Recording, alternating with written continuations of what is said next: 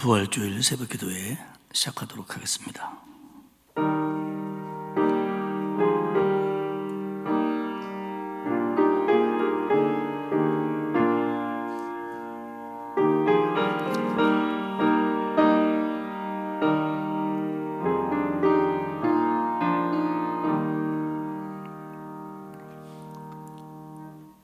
하나님의 은혜와 사랑 진심으로 감사를 드립니다. 우리를 구원하시기 위해서 우리 구주 예수 그리스도께서 이 땅에 오셨고 우리를 위해 십자가에 달리사 그리고 부활하신 이날 새벽 우리가 기뻐하며 감사하며 하나님께 예배하며 기도합니다. 우리의 예배를 받으시고 영광 거두어 주옵소서. 예수님의 이름으로 기원하옵나이다. 아멘. 찬송가 91장 부르겠습니다. 이 찬송 부르고 황수동 장로님 우리의 마음을 모아 기도하시겠습니다.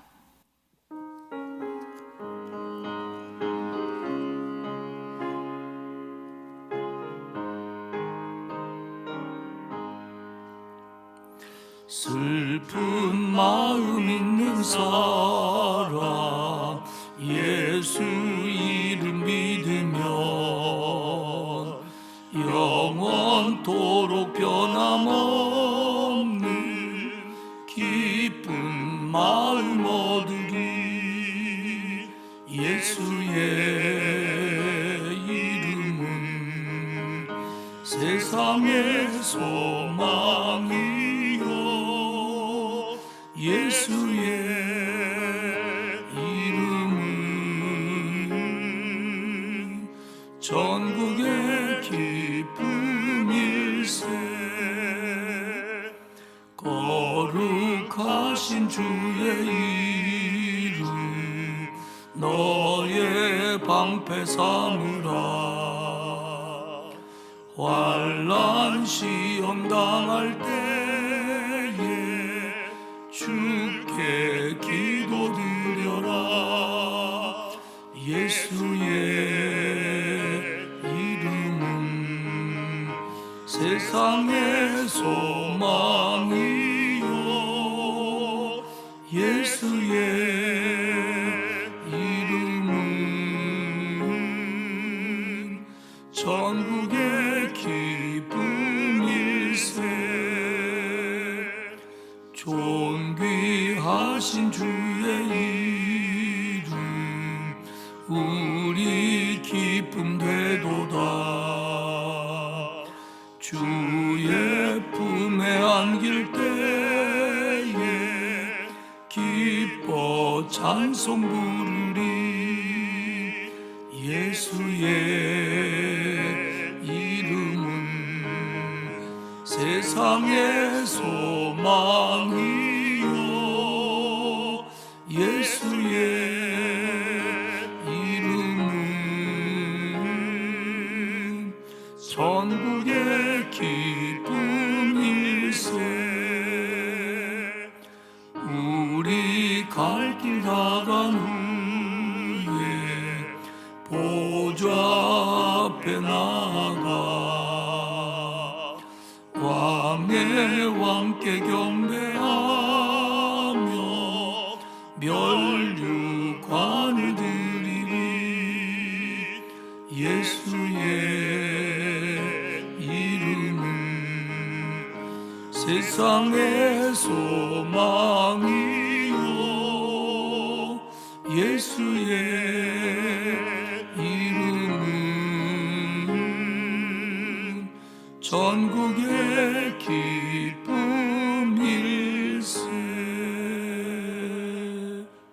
거룩한 십자가 하늘 지성소에 대제사장으로 오셔서 스스로 어린 양 되어 희생 제물 되신 우리 주님, 모진 고통과 모멸을 감내하시며 우리의 허물과 죄악을 홀로 감당하셨던 주님, 이제 다 이루었다 하신 순간 인류의 구원을 확신하시며 평안히 안식하셨던 주님, 부활의 새아침 주님의 놀라운 사랑과 은혜에 감격하며 감사를 드립니다. 아멘. 자비로우신 하나님 아버지, 끊임없는 말씀의 은혜와 깨달음을 통하여 우리의 과거와 현재를 주님의 시선으로 바라볼 때에 회개의 자리로 나올 수밖에 없음을 고백하며 용서를 구합니다. 아멘.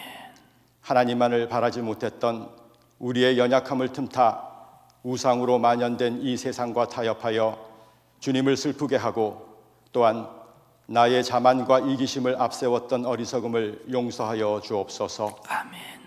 창궐하고 있는 코로나 전염병에 속수무책으로 쓰러지며 고통당하는 우리의 모습에 과학과 문명으로도 어쩔 수 없는 세상의 연약함을 보며 주님 앞에 더욱 겸손히 무릎 꿇고 기도드립니다. 아멘. 오직 하나님의 말씀만에 근거하여 눈물 흘리게 또한 회개하게 우리 모두가 그러한 마음으로 하나님 앞에 나아가게 하여 주옵소서. 아멘.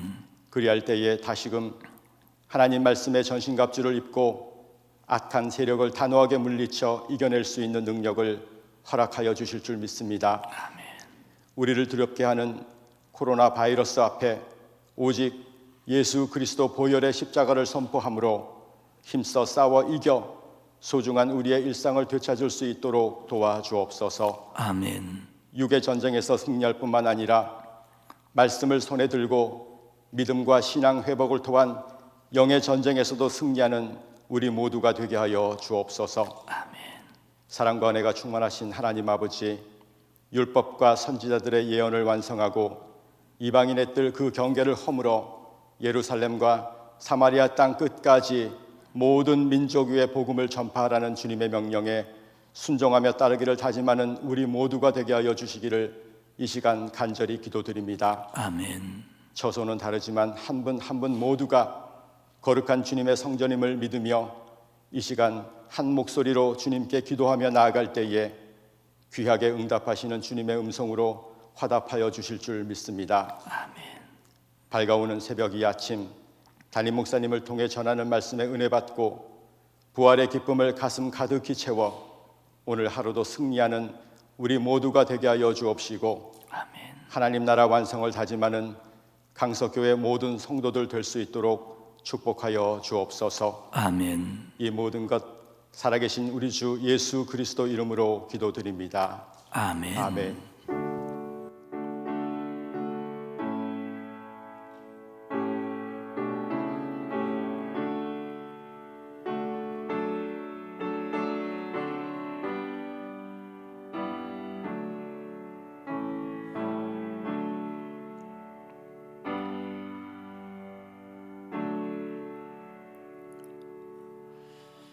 하나님의 말씀 고린도전서 15장 3절에서 8절까지의 말씀입니다.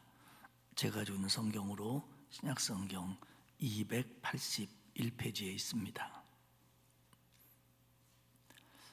신약성경 281페이지 고린도전서 15장 3절에서 8절까지의 말씀을 저하고 여러분이 한 절씩 교독하겠습니다.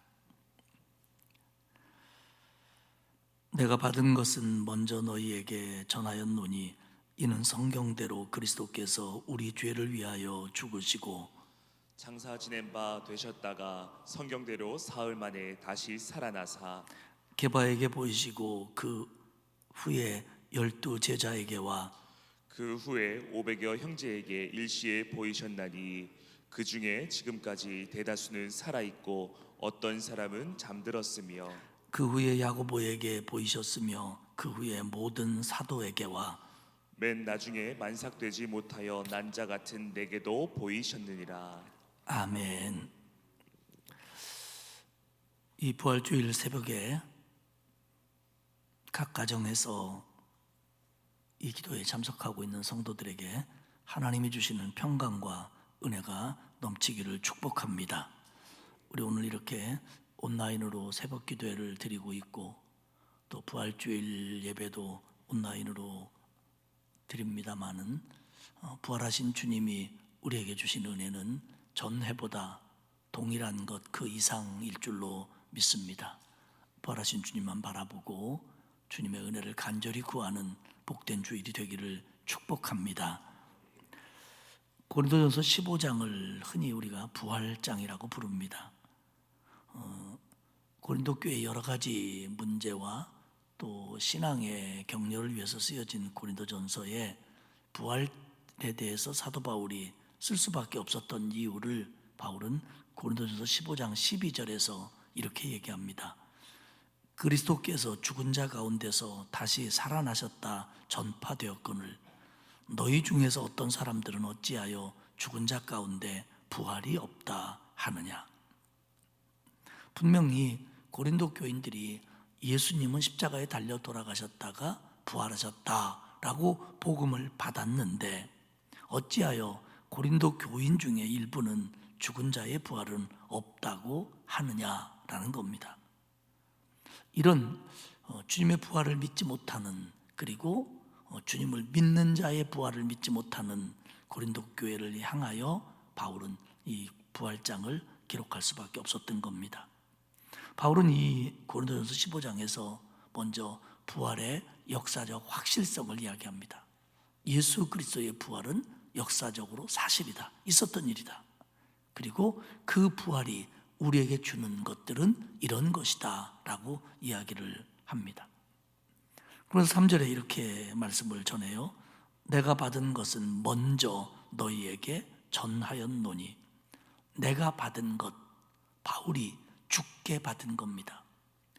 다메섹으로 가다가 주님을 만난 이후에 주님을 통하여 영감과 계시를 얻은 것, 바로 예수 그리스도의 십자가와 부활입니다.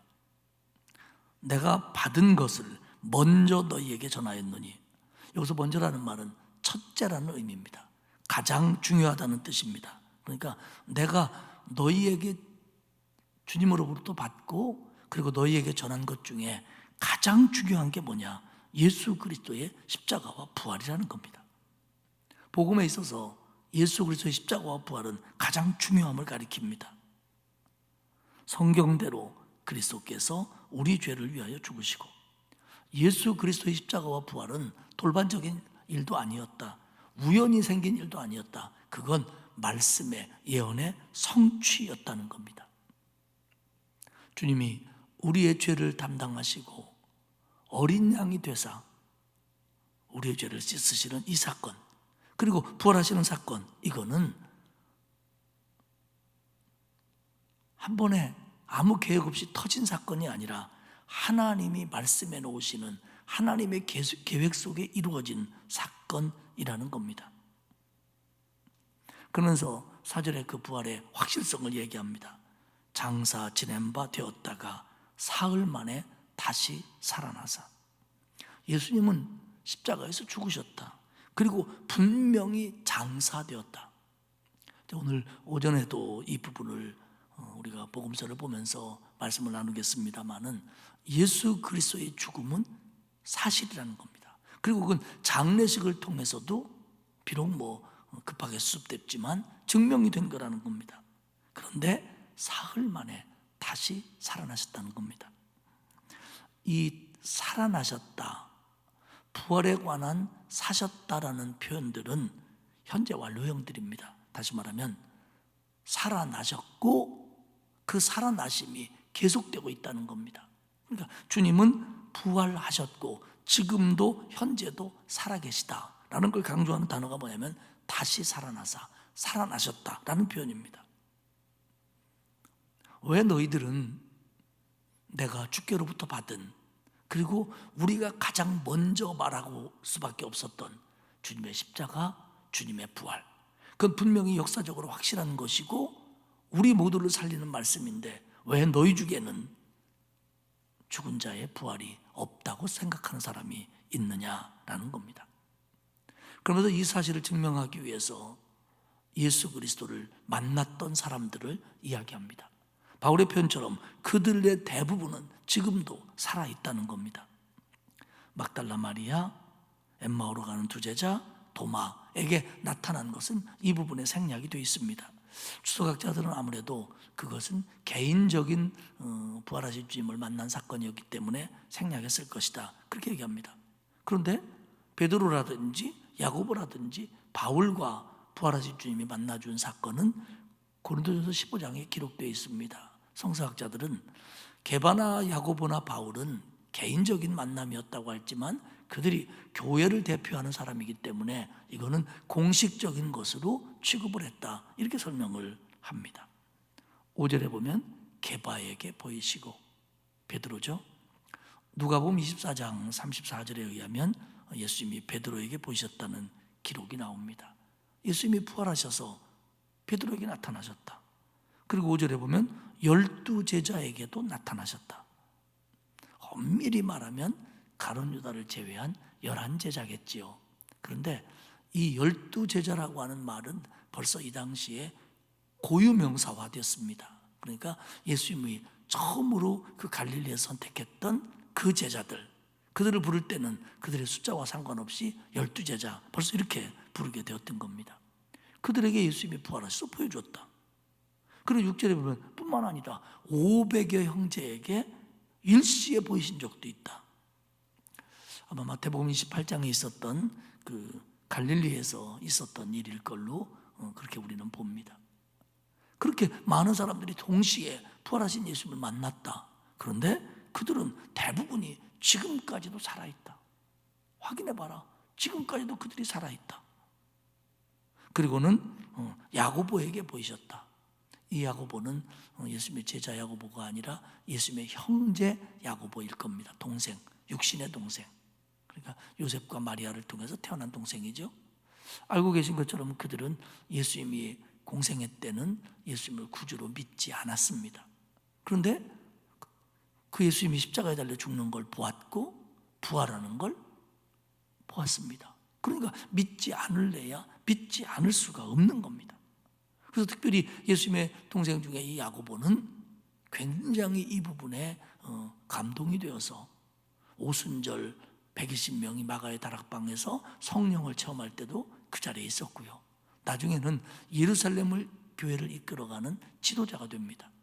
그래서 사도행전 15장에 보면 바울이 전하는 이방인에게 전하는 복음이 그렇게 하는 일이 과연 이게 하나님의 뜻인가를 놓고 예루살렘에 모여서 그들이 의견을 나눕니다. 흔히 예루살렘 총회라고 부르죠. 아마 그 공의회 중에 첫 번째 사건으로 보는데요. 그때 결국은 바울이 이방인에게 전하는 그 복음의 역사를 듣고 이방인에도 복음이 전해지는 게 하나님의 뜻이구나라는 걸 결정을 합니다. 그때 의장이 바로 이 야고보였습니다. 사도행전 15장의 내용입니다. 그러니까 그 야고보가 예수님을 믿지 않다가 예수님을 구주로 믿게 된 동기가 뭔지 아냐? 부활하신 주님을 만났기 때문이다. 그 얘기입니다. 그리고 7절에 보면 모든 사도에게와, 이것은 이제 사도의 의미를 12제자에서 좀 확대해서 뭐 바나바라든지 실라라든지 뭐 이런 사람들까지 포함된 사람들을 얘기합니다. 그리고 마지막에 바울은 이렇게 얘기합니다. 만삭되지 못하여 난 자 같은 내게도 보이셨느니라. 부활하신 주님이 나도 만나 주셨다. 나도 만나 주셨다. 바울은요, 자기가 부족한 사람이라고 하는 거, 죄인 중에 괴수라고 하는 거, 사도의 자격이 없다고 하는 거, 만삭되어 나지 못한 자 같은 사람이라고 하는 거를 사실은 입에 달고 살다시피 했습니다. 여기서 만삭되지 못하여 난 자라고 하는 것은 부족한 사람이라는 뜻인데, 바울이 이것을 육적인 의미로 사용했을까 영적인 의미로 사용했을까 가지고 이야기들이 있습니다. 그런데 이것은 아무래도 영적인 의미입니다. 그런데 바울은요, 막연한 겸손을 가지고 있지 않습니다. 바울은 자신이 하나님의 은혜 앞에서 겸손해야 될 분명한 이유가 있어요. 그게 뭐냐면 자신은 예수 그리스도를 믿는 자들을 모르고 핍박했던 사람이라는 겁니다. 물론 그 죄는 회개했고요, 그리고 하나님이 용서하셨고, 그리고 바울을 큰 사도로 썼습니다. 근데 바울의 마음속에는 늘 그게 있는 거예요. 내가 한때 주님을 몰랐고 주를 믿는 자들을 핍박했던 사람이다. 그런 내가 하나님의 은혜로 구원받았고 주님을 만났고 지금 이 일을 하고 있다라는 거에 대해서 그는 언제나 그 생각을 마음속에서 버리지 못합니다. 그건 뭐 용서의 확신이 없어서가 아니라 그런 나를 부활하신 주님 만나주시고 그런 나를 구원해 주시고 그런 나를 하나님의 일꾼 삼으셨다는 것이 언제나 감사한 일이고 감격스러운 일이고 그것이 어려울 때나 슬플 때나 기쁠 때나 바울을 붙잡아주는 신앙의 기본이었다고 하는 겁니다. 사랑하는 여러분, 우리 모든 성도들이 하나님의 은혜에 대해서 막연히 감사하고 막연히 겸손해야 하고 막연히 감격해서는 안 됩니다.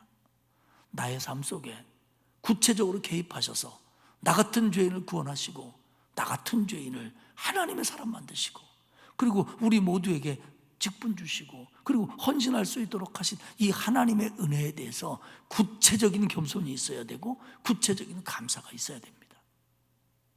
바울은 이 생각에서 떠나지 않았습니다. 그렇기 때문에 그는 늘 교만하지 않을 수 있었고 그는 늘 어려움 속에서도 포기하지 않을 수가 있었던 겁니다. 왜냐하면 이 기본적인 은혜를 가지고 있기 때문에 그렇습니다. 베드로나 야고보나 12제자들은 다 부활하신 예수님을 승천하기 전에 본 사람들입니다. 진짜 부활하신 예수님을 승천하기 전에 본 사람입니다. 아니, 정확하게 말하면 승천하시기 전에 부활하신 주님이 만나준 사람들입니다. 근데 바울은 사실 예수님이 승천하신 후에 주님을 영적으로 만난 사람입니다. 부활하신 주님을 영적으로 만난 사람입니다. 그런데 바울은 그 부활하신 주님이 영적으로 자기에게 찾아온 거나 부활하신 주님이 신비한 모습으로 승천하시기 전에 베드로를 만난 거나 똑같다라는 주장을 굽히지 않습니다. 오늘 본문에서도 동급으로 얘기합니다. 베드로에게 나타났고 12제자에게 나타났고 500명에게 나타났고 나에게도 나타나셨다. 이건 같은 거다라는 겁니다. 어차피 하나님의 은혜고 부활하신 주님이 나타나 주신 거지 내가 그런 주님을 만나려고 한 것도 아니고 만나려고 기대한 것도 아니고 골라서 만난 것도 아니라는 겁니다. 어차피 하나님의 은혜라는 겁니다. 결국 바울의 얘기는 부활하신 주님이 베드로를 만나준 거나 부활하신 주님이 바울을 만나준 거나 부활하신 주님이 저를 만나준 거나 부활하신 주님이 여러분을 만나준 거나 똑같다는 겁니다. 똑같다는 겁니다. 여기서 바울은 두 가지를 얘기합니다. 하나는 자부심입니다. 나는 부활하신 주님을 만난 사람이다. 나는 주님을 만나고 예수 믿고 구원받은 사람이다. 자부심이 있습니다. 그런가 하면 감사합니다. 말씀드린 것처럼 겸손해서 나오는 감사합니다. 나는 만날 자격이 없었던 사람이다. 주님이 나를 만나주는 건 순전히 주님의 은혜다. 내가 나된 건 하나님의 은혜다. 나는 죄인이다. 라는 이 감사, 자부심과 감사, 이것이 바울을 지탱하는 힘이었습니다. 사랑하는 여러분, 동일한 마음이 저와 여러분에게 구체화되시기를 축복합니다. 자부심, 나는 예수를 만난 사람이다. 나는 구원받은 사람이다. 나는 하나님께서 붙들어 주시는 사람이다. 이 자부심이 있어야 됩니다. 그런가 하면 그런데 나는 사실 그런 은혜를 받을 만한 자격이 없었다. 나는 그럴 만한 사람이 못 되었다. 그런데 나 같은 것을 하나님의 은혜로 구원하셨고 지금도 붙들어 주신다. 이건 감사지요. 자부심과 감사, 매일매일 우리가 가져야 될 마음이고 특별히 부활주일, 부활하신 주님이 나 같은 사람을 만나준 거에 대해서 분명히 가져야 될 믿음의 바탕이 되어야 된다고 믿습니다. 말씀을 정리하겠습니다. 바울은 누구를 만나든 어디에 가든 제일 먼저 외치는 것이 예수 그리스도의 십자가와 부활이었습니다. 왜냐하면 그것이 바울을 바울 되게 만들었으니까요. 그리고 그 십자가와 부활을 전하라는 것이 예수님의 명령이었으니까요. 하지만 전한다고 해서 모두가 그 은혜를 바울처럼 동일하게 받는 것은 아니었습니다. 고린도 교회에도 그걸 믿지 못하는 사람들이 있는 거예요. 15장을 쭉 읽어보면 예수님이 부활하셨기 때문에 죽은 자의 부활도 있는 거고 죽은 자의 부활이 없다면 예수님도 부활하지 못했을 것이고 우리가 믿는 신앙도 헛것이고 우리는 불쌍한 사람이다. 분명히 주님은 부활하셨고 주님이 부활하셨기 때문에 잠자는 자의 첫 열매가 되셨기 때문에 우리도 그 열매에 포함되어 우리도 부활할 거다. 우리도 영생할 거다. 15장에서 쭉 풀어갑니다. 분명한 건 예수 그리스도의 부활은 확실한 거고, 여러 증인들이 있고, 증인들이 바울 당시에 살아있었고, 그분이 영적으로 자기에게도 찾아오셔서 주님이 부활하신 그 신비로운 모습을 바울은 그때 본 건 아니지만 나중에 봤지만 그것은 자기에게 동일한 힘과 동일한 은혜를 주었다라고 분명히 간증을 하고 있습니다. 부활의 역사적인 사실들을 본 사람들이 있습니다. 영으로 만난 바울도 있습니다. 믿음으로 만난 우리도 있습니다. 모두 다 하나님의 은혜 가운데 사람들이고, 그리고 주님의 십자가와 부활의 증인입니다. 다시 한번 확신하시고, 그리고 자부심을 가지시고, 우리 마음속에 이 은혜에 대한 감사가 우리를 오늘도 새롭게 할 수 있기를 축복합니다. 우리는 그럴 만한 자격이 없었던 사람입니다. 그런데 주님의 은혜로 나를 위해서 주님이 죽어주시고 부활하시고 나 같은 사람을 만나주신 이 사실에 대해서 정말 감사하며, 오늘도 남은 하루하루도, 아니 우리의 모든 인생도 그 은혜 속에, 그 감사 속에 새로워지고 거기서 힘을 얻는 저와 여러분이 다 되시기를 주님의 이름으로 축복합니다. 기도하겠습니다. 하나님 아버지, 고맙고 감사합니다.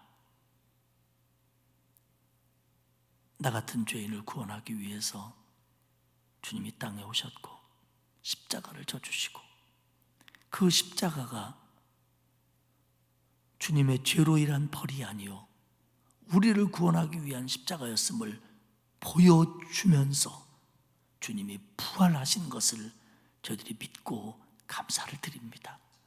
이 부활의 확실성, 이 부활의 역사성, 그리고 부활의 의미를 깨달을 수 있도록 은혜를 주옵소서. 주님 부활하셔서 베드로를 만나주시고 야고보를 만나주시고 제자들을 만나주시고 바울을 만나주시고, 그리고 우리에게까지 찾아와 주셨으니 감사합니다. 구원받은 자로서, 부활의 주님을 믿는 자로서 자부심을 갖게 하시고, 나 같은 죄인이 구원받아 하나님의 사람 된 것에 대해서 늘 깊은 감사함을 가지고 살 수 있도록 도와주옵소서. 오늘 우리가 비록 온라인으로 부활절 예배에 임할지라도 이 부활의 감격과 기쁨이 충만하도록 도와주옵시고, 그리고 이 복음을 전하며 살 것을 다짐하는 복된 성도들 되게 해 주옵소서. 하나님, 예배당에 오고 싶어도 오지 못하는 성도들의 마음을 위로해 주시고 오늘 더 큰 은혜를 베풀어 주옵소서. 그리고 속히 이 땅을 고쳐주사 온 성도들이 한자리에 모여 예배할 수 있도록 은혜를 내려 주옵소서. 이제는 우리를 위해서 십자가를 지셨다가 부활하신 나의 주님 예수 그리스도의 은혜와 하나님 아버지의 크신 사랑하심과 성령님의 감화감동 위로 교통하시는 역사가 오늘도 부활의 주님을 믿으며 구원받은 자부심을 가지며 그 은혜에 감격하며 더 겸손히 순종하며 주님을 따라갈 것을 다짐하는 온 성도들 머리머리 위에와 그 자녀와 가정 위에와 일터 위에와 우리 교회와 이 나라와 이 모든 땅 위의 백성들 위에 이제로부터 영원토록 함께 하옵시기를 간절히 축원하옵나이다. 아멘.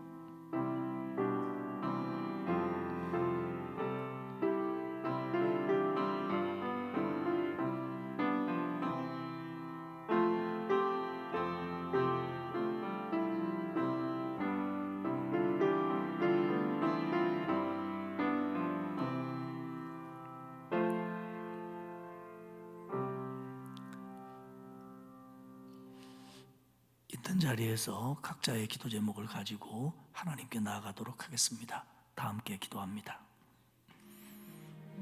사랑이 많으신 아버지 하나님 고맙습니다. 구원받을 자격